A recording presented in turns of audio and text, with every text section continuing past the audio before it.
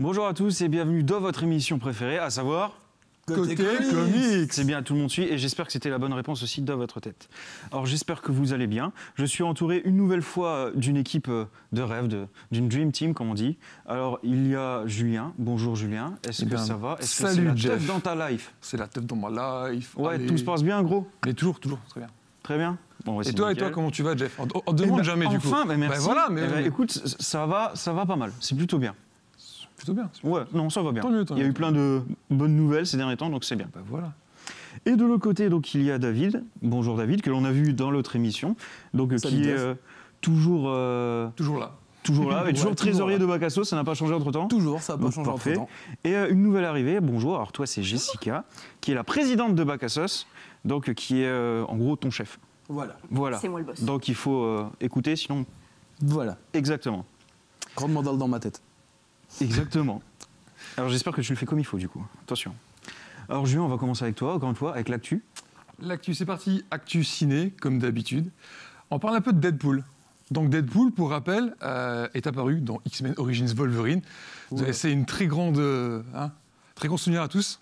C'était extraordinaire, donc interprété par Ryan Reynolds.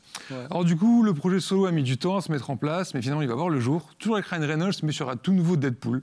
Quand même, voilà, c'est déjà une très bonne chose. Donc ce sera pour février 2016. À la réalisation, on a Tim Miller et au scénario, Red Reese et Paul Wernick, qui sont les gars qui ont fait Zombieland, pour ceux qui connaissent. Ça, c'est bien. Voilà. Alors on a eu du coup, on le voit, un teaser de Ryan Reynolds, du masque de Deadpool. La prod a commencé il y a peu de temps, ou va commencer dans peu de temps en tout cas. Ce qu'on sait, c'est que Colossus va être recasté. Donc c'était Daniel Cudmore dans les X-Men, ce sera plus lui, pour le coup. On sait aussi qu'il y a plusieurs acteurs qui ont participé. Donc Gina Carano interprétera le X-Men peu connu d'Angel Dust. Je pense que personne ne connaît, mais c'est pas grave. Non, du tout. Voilà. On a Morena Baccarin. Donc elle, c'est un peu l'actrice qui est partout en ce moment. Elle est dans Gotham. Elle va jouer dans je ne sais plus quelle autre série aussi. Elle était dans Homeland. Elle était dans Homeland, bien sûr, voilà. Elle était dans Firefly. Donc c'est une spécialiste de la série télé. Nous avons un fan. Donc là, c'est la demoiselle en à bleu. droite, c'est ça. Et qui sera apparemment l'amoureuse de Wade Wilson. Quelle chance. Qui est donc Deadpool, pour jouer. Voilà. Deadpool, dont le teaser a commencé quand même dans Wolverine, à savoir, il y a quoi, 10 ans déjà? Bah oui. C'est un peu... Et sachant qu'il y avait eu 3 fins différentes à X-Men Origins Wolverine qui permettaient d'introduire Deadpool. Deadpool en plus, ouais, c'est vrai. On voyait qu'il récupérait sa tête qui était tranchée et qui te disait chute sur une des fins alternatives. C'est ça, donc du coup le film Deadpool, limite on l'attendait presque plus, mais bon, on l'attendait. Voilà. Bon, apparemment les auteurs peuvent faire un peu ce qu'ils veulent, ils vont s'éclater, donc on espère que ça va donner un bon truc. On passe aux séries télé, on reparle de Supergirl qui arrive sur CBS. Alors on ne sait pas quand exactement, ce qu'on sait c'est que le pilote a commencé à être tourné aujourd'hui, comme quoi on est bien. Donc ce sera Melissa Benoît qui interprète Kara Zor-El, Supergirl.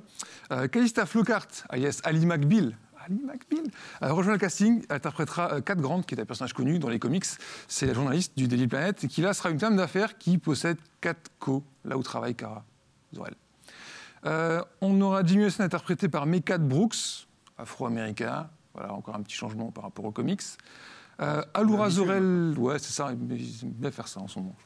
On avait déjà eu Perry White. Hein. C'est ça, c'est un peu dans la même trempe. Allura Zor-El, à savoir la mère kryptonienne de Kara, sera interprétée par Laura Benanti.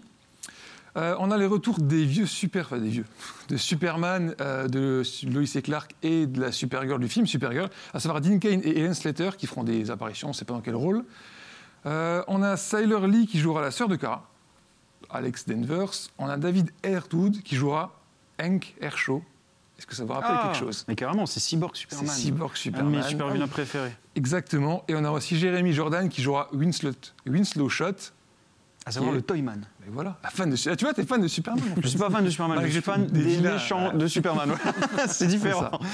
Voilà pour la série Supergirl qui arrive donc, qui arrive, on ne sait pas, mais qui arrive. Voilà.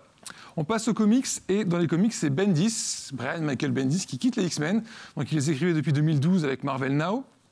Donc il aura duré 2 ans et quelques, 2 ans et demi presque.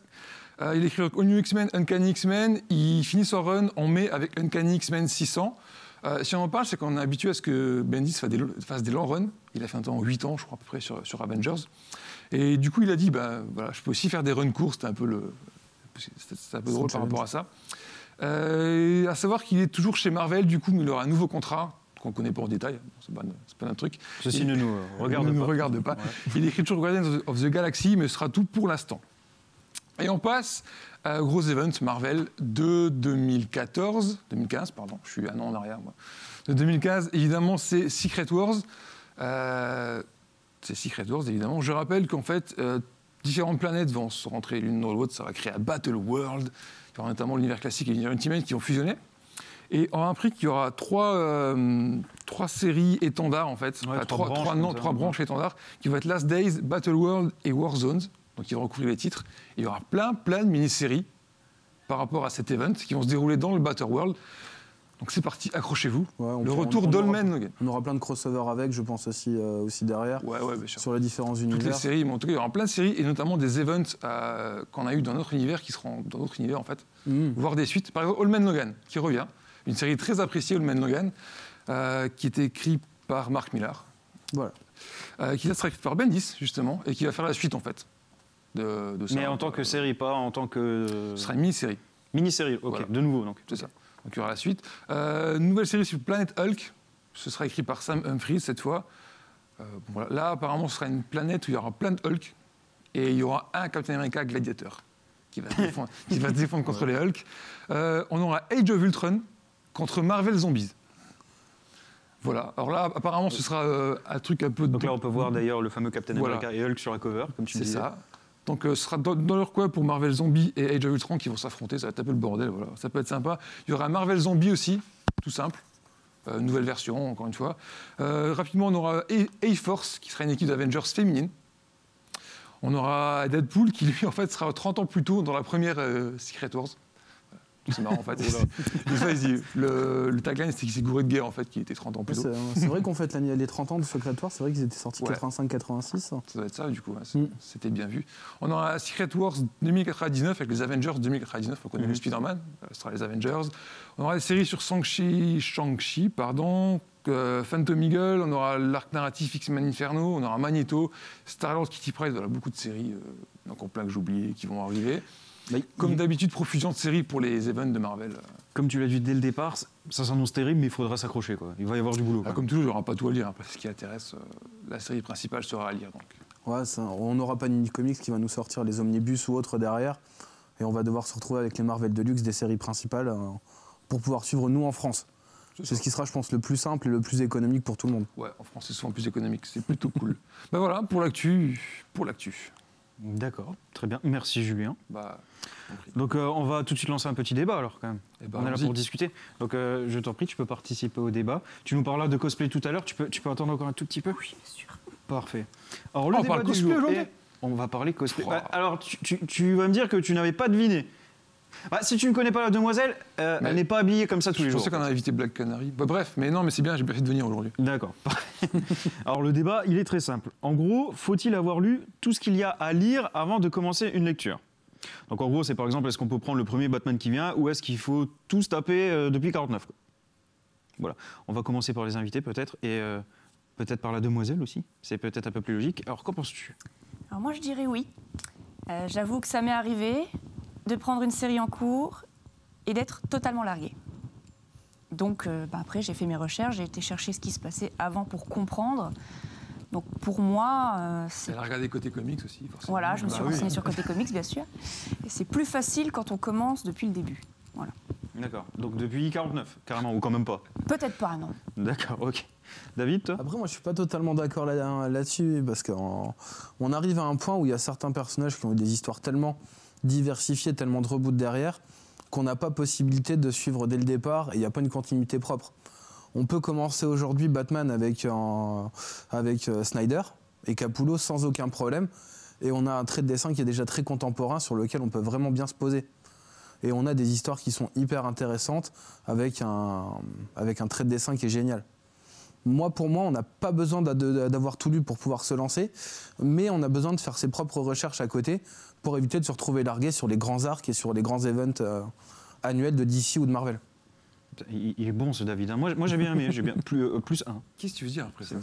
Quoi, c'est ça. Bah, tu Non, dis je suis d'accord. Je suis pas d'accord. Bon. Non, mais alors c'est une question intéressante parce que souvent on nous demande en fait comment commencer les comics. C'est un problème récurrent dans les comics, c'est qu'il y a tellement de choses qui ont été faites avant sur les personnages qu'on ne sait jamais par où commencer.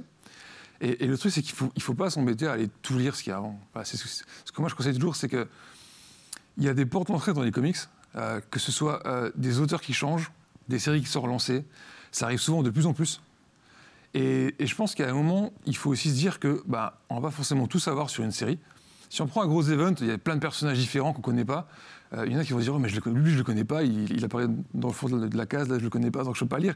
Et à un moment, il faut se dire voilà, je plonge dedans. Connaître un personnage, c'est quoi finalement? C'est le découvrir, c'est le lire une fois et découvrir petit à petit ce qu'il a fait ou ce qu'il fait après. On ne pourra pas jamais tout savoir sur les personnages. Donc je pense que pour moi, dans les comics, pour y aller, il faut plonger. Voilà. Il faut se jeter en fait et tu prends un bouquin, tu le lis. Si tu comprends pas tout, c'est pas grave. Au fur et à mesure que tu vas lire des choses, tu vas comprendre en fait. Alors là, je crois qu'Alex a mis justement la bonne image. Donc voilà, c'est l'un des plus gros bordels jamais fait par DC, à savoir Infinite Crisis. Voilà, et autant le dire tout de suite, c'est juste pas possible d'attaquer Infinite Crisis en se disant j'ai lu tout ce qu'il y a avant. Il y a tellement de personnages de tous les univers que faut se faire une raison en fait. Faut faire le forcing, il faut prendre des choses comme étant acquises et faire des recherches de son côté à côté de ça. Mais il faut pas lire tout ce qu'il y a avant, c'est juste pas possible, surtout sur des grosses sagas. Voilà, comme mais ce qui est intéressant, c'est que du coup, tu as plusieurs niveaux de lecture. Tu as ceux qui vont juste connaître les gros personnages, donc tu vas lire une fois, tu vas pas tout comprendre, pas tout saisir. Et une fois que tu auras plus de connaissances, tu peux revenir et relire le truc et redécouvrir des choses. Voilà. C'est comme ça que ça se passe. Alors c'est vrai que du coup c'est un peu délicat parce que des fois par exemple on saute tout ce qui est clin d'œil notamment et puis il y en a forcément. Mais on ne peut pas comprendre forcément toutes les subtilités du comics, mais par contre on prend largement la ligne directrice, le fil conducteur, etc. Plusieurs niveaux de lecture, c'est ça. Après on peut être fan d'un personnage et avoir vraiment une connaissance complète du personnage et de tout son suivi, que ça soit Batman, que ça soit Superman, que ça soit Wolverine. Pour ma part, moi c'est Wolverine où j'essaye vraiment d'avoir le maximum de comics représentant l'univers et donc de commencer du premier dessiné par R-Tribe jusqu'à aujourd'hui les derniers dessins qui sont faits derrière, The Death of Wolverine et les dernières sorties. On a tous nos personnages emblématiques qu'on essaie de suivre, mais on ne peut pas suivre tout et c'est ça le problème. Non, c'est sûr, c'est sûr. Ouais, en gros, je suis une grosse psychopathe, quoi. Moi, il faut que je sache tout. Non, on va pas aller jusque-là, quand même. Après, tout dépend de ton compte en banque aussi. Hein. Je veux dire, voilà, si tu veux tout lire depuis 49, ouais. Pourquoi 49 d'ailleurs? 49 ouais, Batman. C'est pas 38, non? 39 plutôt? 39. Je t'apprends des choses, Jeff, mais c'est pas grave. Mais on coupera en montage parce que là, c'était pas terrible, là. Ouais, on fatigue. Bon, voilà. C'est pas grave. Comme ça, je révise l'histoire en même temps. Et le pire, c'est que je suis supposé faire des conférences dessus. C'est bien. Parfait. Non, juste ce que je voulais dire finalement là-dessus, c'était qu'il ne faut pas se bloquer sur des bouquins. C'est dommage de se bloquer en se disant je ne connais pas tout, je ne peux pas lire. Voilà, il faut plonger. Peut-être la première.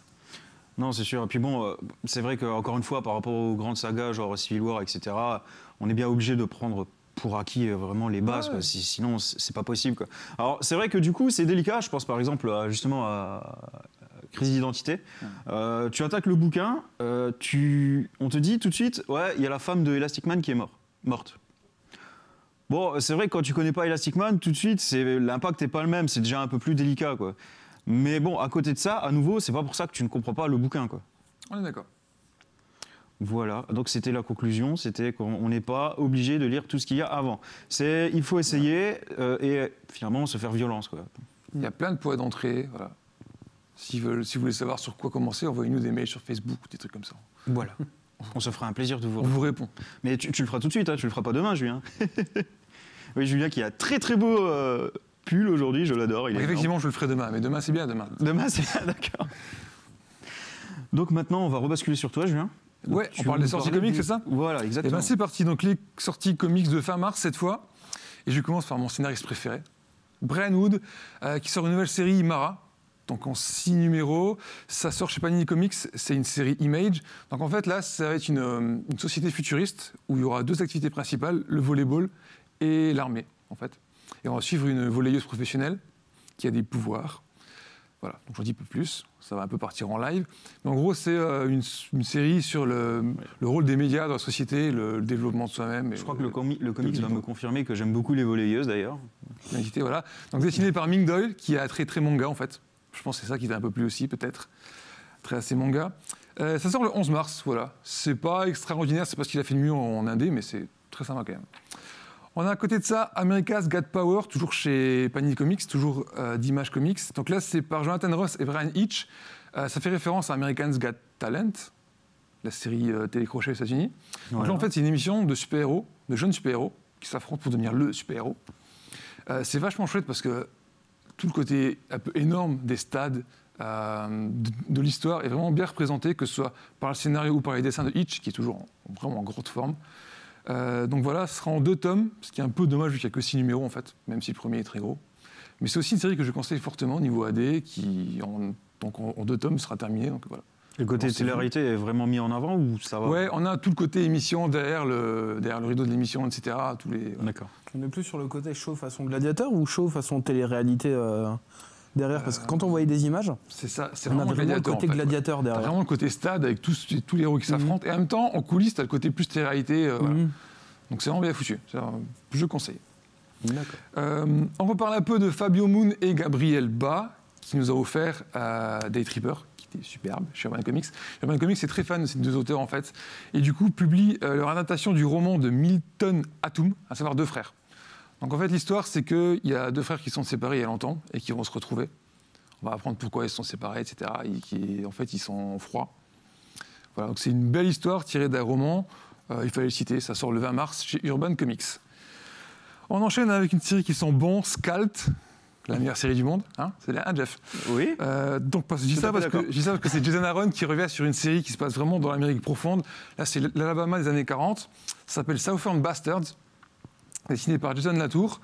Et donc, c'est un mec aussi qui revient chez lui, en fait, et qui veut rester genre un jour pour s'occuper des affaires de son oncle qui est mort, je crois, et qui va être embarqué dans un truc qui va rester, etc. C'est très violent, ça ressemble beaucoup à Scalp, du coup. Et si on en croit le premier numéro donné gratuitement par Urban Comics à la PCE, ça s'annonce très bon. Et est-ce qu'il faut avoir un bonnet pour l'apprécier, Julien? Ou ça n'a rien à voir? La blague sur le bonnet est faite, on passe à autre chose. Non, pas de bonnet pour l'apprécier. D'accord, bon, ça va. Et je finis sur rapidement l'anthologie Flash qui sort. Donc ceux qui adorent Flash, voilà. Mais carrément. Tous les récits importants de Flash depuis les années 40 jusqu'à aujourd'hui. Ça sort le 27 mars. Voilà, pour les sorties comics. Alors pour ceux qui ne connaissent pas le principe de l'anthologie, c'est en gros toutes les histoires un qui ont mélange défini le de personnage. tout ce qui fait l'importance du super-héros. Par contre, ça veut dire aussi que vous allez vous taper beaucoup d'anciens. Donc il faut apprécier aussi les anciens dessins. C'est pas Chronologiquement, genre, voilà. qu'est-ce qui est important sur Flash ces 5 dernières années. Non, c'est du genre, vous allez vous taper sûrement la première histoire de Flash, sûrement le Flash 123, tous les gros classiques avec Flash. Donc. Voilà. Donc maintenant, nous allons rebasculer sur Jessica, qu'on n'a pas trop entendu jusque-là. Cosplay. Donc là, du coup, tu vas nous parler pendant 10 minutes, comme ça, non-stop. Ok. Tu vas enchaîner. C'est parti. Et donc toi, tu vas nous parler cosplay. Alors, Voilà, c'est quoi le cosplay? Qu'est-ce que le cosplay? Alors le cosplay, déjà, ça signifie costume playing, donc jouer en costume. C'est un loisir qui consiste à incarner un personnage, fictif ou non, ça n'a pas d'importance, donc endosser un costume. Bon, jusque-là, tout va bien, c'est clair. Tout va bien. Ok, Ouais, vas-y. c'est bon, je suis. Et ce que les gens ont tendance à ne pas savoir, c'est que le cosplay, ça ne vient pas du Japon, ça vient des États-Unis. C'est justement les fans de science-fiction qui ont lancé le truc, qui voulaient montrer leur passion en se costumant en leur personnage favori. Oui, ça a débuté avec Star Wars, pas vrai? Voilà, Star Wars et Star Trek. Ah, Star Trek, Ouais, j'ai oublié Star Star Trek. Aïe. Et on peut encore repartir encore plus loin parce que Ouais. les premiers cosplayers datent des années 30. Non, c'était leur vraie tenue en fait. Hein. Ils se déguisaient pas les gens à l'époque. Hein. Non, mais on avait Il est trop vraiment- sérieux, il rigole pas, t'as vu? Il Non, t'a mis mais un c'est, bon. c'est vrai qu'on peut penser que c'était leur tenue d'origine, mais non, il y avait vraiment des histoires de super-héros qui étaient sorties façon roman de gare. Et donc on avait vraiment des personnages qui se costumaient selon leurs personnages favoris de ces livres de science-fiction de gare. On peut repartir beaucoup plus tard dans les années 30, mais on a vraiment une démocratisation qui a été faite, comme disait Jessica, À partir avec de les Star années Trek, 60-70. D'accord. Et donc toi, tu es cosplayé en quoi aujourd'hui? En qui? Oh, je fais celui qui sait pas, t'as vu? En Black Canary. En Black Canary, d'accord. C'est la copine de Arrow. Voilà, personnage de DC Comics. Voilà. Alors pourquoi Black Canary?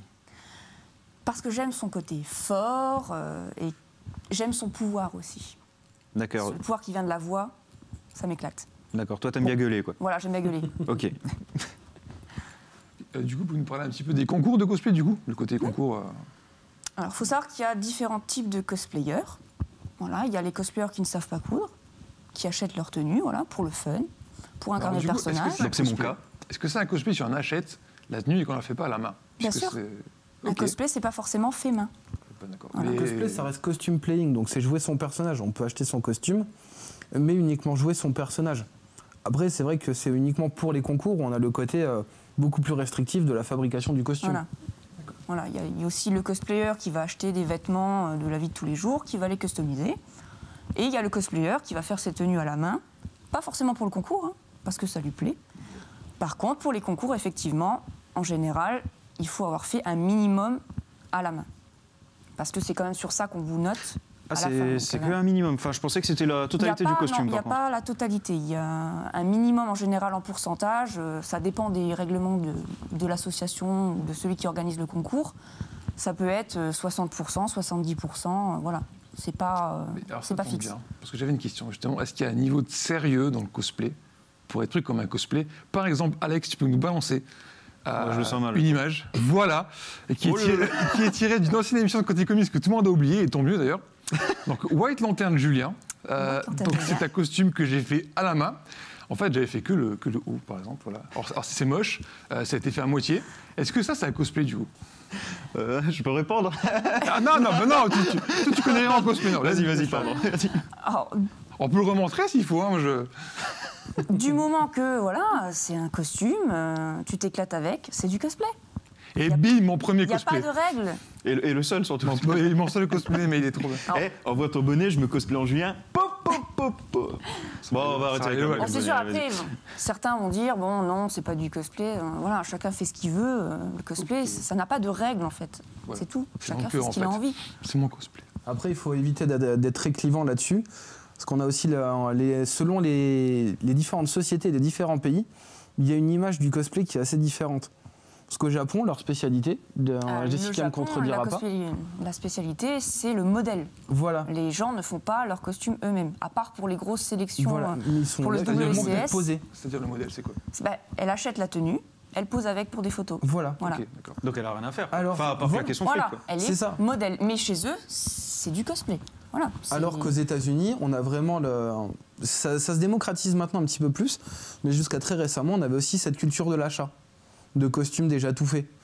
On commence aujourd'hui à avoir un côté beaucoup plus fabrication artisanale, mais c'est vrai que c'est très européen de faire son de costume faire son soi-même. costume soi-même. Voilà. Bon, bah, j'ai appris plein de Ouais, choses quand même, intéressant. finalement.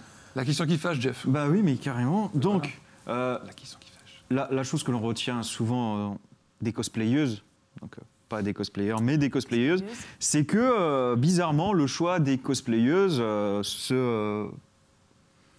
va plutôt vers des personnages plutôt affriolants, on va dire, avec des tenues plutôt courtes ou Sexy. très serrées.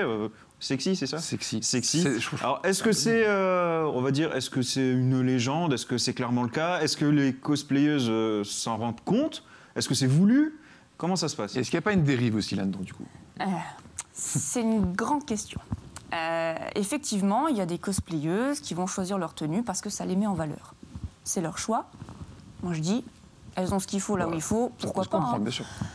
Il y a des cosplayeuses qui choisissent malheureusement des personnages qui sont peu habillés. C'est pas, voilà, c'est pas un choix, c'est comme ça, le personnage est comme ça. Donc elles vont assumer de porter un costume sexy. Moi, c'est mon cas. Je suis pas quelqu'un qui aime me mettre vraiment en avant, mais quand un personnage me plaît, eh ben, j'hésite pas. Et si le costume est sexy, eh ben, il est sexy. Voilà. D'accord. Mais est-ce que c'est finalement ce qui est le plus représentatif, on va dire, des cosplayeuses? Est-ce que la majorité des cosplayeuses s'habillent de manière sexy ou ça reste finalement qu'une sorte d'élite, mais qui est par contre très connue, quoi? On va dire oui, ça reste entre guillemets des cas à part. La plupart des cosplayeuses choisissent voilà, pas forcément une tenue parce qu'elle est sexy. Ils choisissent d'abord un personnage.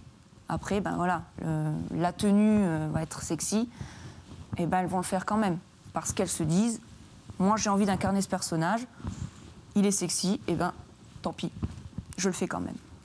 Après voilà, on va dire qu'elles le font exprès, mais c'est pas forcément vrai. Ça va, Julien? On te dérange pas trop, ça va, Julien? Je tweete ma photo cosplay.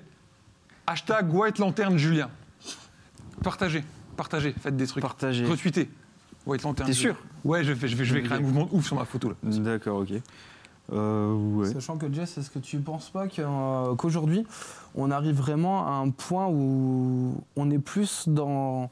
On arrive souvent sur un côté assez exhibitionnisme du cosplay qu'il n'y avait pas il y a quelques années. Où on trouve de plus en plus Effectivement, cette volonté de toute des deux façon, côtés. avant, le cosplay était de toute façon moins connu, faut le dire. Maintenant, c'est une mode. Il faut être honnête, c'est à la mode. Les gens qui viennent dans les conventions, des fois, quand il n'y a pas de cosplayer, ils s'étonnent, quoi. Tiens, où sont les cosplayers, quoi. C'est vrai. Après, le côté positif aussi, c'est quand tu cosplays quelqu'un de dénudé, t'as moins de travail. Moi, par exemple, qui ne sais pas coudre, je pourrais cosplayer un personnage qui est nu, quoi. Tu peux faire Tarzan, voilà. Tarzan, j'arriverai, à l'aise. Ouais. C'est un bon petit côté positif, quand même. Et c'est du personnage de comics. Et c'est un personnage de comics, Et et voilà. parfait. Exactement. Et bim. Tu peux faire John Carter aussi. Il a un slip de peau, c'est la même chose aussi. Qui a eu son comics aussi. Ouais, c'est vrai, on peut. Alors, Donc, t'as l'idée comme ça, si tu veux. Non, mais je vais m'abstenir, il est très bien déjà. Ouais, le on en cosplay de parlera Julien, après l'émission de tout ça. ça ira- White ça ira Lantern très bien. Julien, ça reste le Ça summum reste aujourd'hui. On est très, bien très d'accord. Le best. D'accord, merci beaucoup Jessica de nous avoir parlé du cosplay. Donc je rappelle que vous êtes tous les deux membres et fondateurs de l'association Bac à Sauce. Et donc vous baladez surtout en Lorraine Tout à fait. pour faire de nombreuses animations au niveau du cosplay et quelquefois donc des concours. Voilà. Et ils ont souvent le stand à côté du stand côté comics. Et ils sont souvent, Comme par hasard. on Comme a, par la, hasard. on a la chance de les avoir très souvent en voisin. Voilà. Donc voilà, donc maintenant c'est à moi avec le tout sûr. Alors c'est un tout sûr un peu différent, c'est-à-dire que cette fois je suis parti du côté jeux vidéo de la force, mais pas les jeux vidéo sur PS3, PS4, non ça sert à un gars. Et non, on va taper dans du rétro monsieur, et oui, le fameux rétro Donc gaming. C'est maintenant que j'y vais ou C'est les seuls jeux que j'achète en fait, donc D'accord, ok. si je dois parler jeux vidéo, ça ne peut être que Ouais, cela. et ça, c'est bien. Le rétro gaming, c'est la vie. Mais je peux vous laisser entre vous, il n'y a pas de souci. Non, tu fais. Ouais, non, t'inquiète. Si. Voilà. Donc j'ai choisi 3 consoles, Nintendo, Super Nintendo et PlayStation, et le hasard a fait que mes 3 jeux préférés sont sur ces consoles sont 2 DC, 2 Marvel et un indépendant. Que demande le peuple? C'est parfait. Alors on va commencer avec celui de NES, forcément. Hop là. C'est Tortue Ninja. Non, je rigole. On oublie Tortue Ninja, il est impossible à finir. C'est Batman sur NES, qui est par contre très compliqué quand même, il faut être honnête. Donc, il est sorti en 89, il est adapté du film de Tim Burton de 89, là vous voyez des images. Alors c'est un jeu qui est composé seulement de 5 niveaux, comme ça a l'air très court, mais il est quand même très balèze. Franchement, personnellement je l'ai jamais fini encore, je suis bloqué au niveau 3. Toi Julien, t'es bloqué à quel niveau? Honnêtement, qui a déjà fini un jeu sur ces consoles-là? Moi. Mais moi, je sais qu'à l'époque, je jouais, mais je faisais un niveau et j'étais mort, quoi. Mais au Mais moins, c'est- c'était t'avais la Billy, rentabilité, qu'est-ce qu'on y au moins, peut t'avais la rentabilité aussi du jeu. Ouais. Tu l'avais tellement usé que le jeu, tu l'avais rentabilisé, même si t'arrivais jamais Après, à il la faut fin. payer l'hôpital psychiatrique parce que tu deviens fou aussi. À faire les mêmes niveaux tout le temps. Ah, l'écoutez pas. Vous pouvez pas sauvegarder. en plus. Donc 5 niveaux avec un boss par niveau, et par contre seulement 2 super vilains inconnus parmi ces 5 boss, à savoir Killer Moth, qui est le premier boss, Et le Joker. et le Joker, Oh, voilà, je suis trop qui est forcément le boss de fin que vous affrontez en haut de la cathédrale, comme le film de Tim Burton, et qui s'achève par la chute du Joker de la cathédrale, comme le film de Tim Burton toujours. Alors Batman, tout comme Tortue Ninja, même s'il est impossible, reste un classique de la NES, hein, autant le dire. C'est vraiment un très bon jeu. Il y a 3 types d'armes différentes. Gotham est très bien représenté, l'univers est sombre, les musiques sont énormes. Bon, la difficulté est là, c'est sûr, mais on ne s'en lasse pas. Franchement, on ne s'en lasse pas. Donc tu ne t'en lasserais pas, Julien. Et le gameplay est nickel, la maniabilité est énorme. Enfin, il y a presque aucun défaut, quoi. Si ce n'est la difficulté, quoi. Sachant qu'il faut noter qu'il y a une suite à ce jeu qui s'appelle Batman Revenge of Joker et qui ne suit pas la trame du film, vu que le Joker est censé être mort à la fin du premier film de Tim Burton. Tandis que là, il a sa revanche. Voilà, il a sa revanche. Donc, Mais c'est aussi un très bon jeu et qui reste dans la même continuité en termes de design et de gameplay que ce jeu-là. Oui, d'ailleurs, au passage, quand je dis qu'il est, je dis bien qu'il est adapté du film de Tim Burton. Hein. Il retrace pas le film de Tim Burton, c'est un jeu de NES. Faut un peu relativiser quand même. Il y a des cinématiques qui rappellent le film, etc. Mais c'est le film vraiment dans les grandes lignes, quoi. Donc voilà, le deuxième jeu vidéo, peut-être le plus connu des 3, sera sur Super Nintendo, qui est Tortue Ninja 4, à savoir Turtles in Time. Et en gros, c'est un beat 'em all. Donc voilà, là vous avez le jeu. C'est un beat 'em all et le jeu est une sorte de Street of Rage et il est presque aussi bon que Street of Rage. C'est-à-dire, vous avez une tortue, vous avancez, vous tapez, vous avancez. Ça, c'est le jeu. Ah, j'aime bien ça, moi, voilà. Eh ben, enfin, Présente comme ça, les jeux. Donc en gros, vous avez les tortues qui se baladent à travers pas mal de niveaux quand même, et à travers le temps. Vous affrontez pas mal de personnages connus, à savoir quand même le clan du foot, Shredder, le roi des rats, Baxter Stockman, pour ne citer que. Donc il y a vraiment le moyen de prendre son pied, et encore plus lorsque c'est en coop, parce que vous pouvez y jouer en coop. Et alors c'est vrai que le jeu est un peu rapide, alors, encore plus si vous êtes en coop, mais c'est vraiment un très très très bon jeu où vous prenez votre pied, quoi. Vous prenez les ennemis, vous les balancez dans tous les sens, c'est génial. Et en plus, chaque tortue, ça je l'ai appris il n'y a pas longtemps, chaque tortue a ses propres forces et ses propres faiblesses. Moi, vu que je prenais toujours le même, je ne l'avais pas vu jusque-là, en fait. C'est le monsieur là, David, qui a été très gentil, qui me l'a signalé. Et je te compléterai juste sur ce jeu. Ce qu'il apportait aussi, c'est un scrolling donc horizontal, mais tu avais des séquences qui se passaient, que ça soit en skateboard, qui était pas mal, ou des séquences où tu incarnais Shredder, et qui devait tirer sur les tortues. Et on envoyait les clans du foot sur Shredder. Voilà, et on pouvait les envoyer dessus. On avait vraiment le système 7 de la Super Nintendo qui était vraiment mis à profit derrière. Non, c'est sûr. Donc un très bon jeu. Donc sur Super Nintendo. Et à savoir qu'il y a eu une suite qui s'appelle Tortue Ninja Revenge of the Space Opera Armageddon, avec le retour de Shredder qui est vachement bien aussi. On s'éloigne, Julien. Alors le troisième jeu, cette fois, c'est sur PlayStation, c'est Spider-Man, sorti en 2000. Alors celui-là aussi, il est très connu, il est de qualité. Alors, on incarne Spider-Man, forcément. On se déplace dans les rues de New York avec une 3D plutôt aboutie. Surtout pour un jeu de play, quand même, faut le dire. Une histoire sympathique, pas mal de personnages de l'univers de Spider-Man. 34 niveaux, ce qui n'est pas rien, surtout quand on compare avec les 5 niveaux de Batman. Mieux déjà, donc voilà. 34 fois plus de souffrance, Julien, notons-le, forcément. Pas mal de cinématiques, de l'humour, des bonnes musiques et beaucoup de liberté de mouvement. C'est vraiment un très très bon jeu. Donc disons que moi, en gros, si je devais vous conseiller d'acheter que 3 jeux sur les super-héros, ça serait ceux-là. Voilà. Bah ouais. T'as oublié Crash Bandicoot, quoi. Crash Bandicoot n'est pas un super-héros, même si j'adore. D'accord. Ok. Mais c'est vrai qu'on est sur 3 très bons jeux. Voilà. Je suis bien d'accord avec toi. David confirme. Alors le truc, c'est qu'il y a beaucoup de bons jeux sur les anciennes consoles, mais le problème, c'est qu'il y en a eu quand même beaucoup, et souvent on est déçus. Donc voilà, si vous devez commencer le rétro gaming, commencez par ces 3-là, ça sera déjà pas mal. Qu'en penses-tu, Jessica? Es-tu Moi, d'accord? je suis tout à fait C'est d'accord. très bon jeu. Ouais. C'est très bon jeu. T'as raison. Parfait, tout le monde est d'accord. Faut toujours être d'accord. Donc bah voilà, c'est déjà tout pour ce nouveau numéro de Côté Comics. J'espère que vous avez appris plein de choses, que vous allez acheter 3 jeux vidéo, quelques comics, que vous avez façonné vos cosplays. Et on se retrouve très bientôt pour un nouveau numéro. Ciao, ciao tout le monde!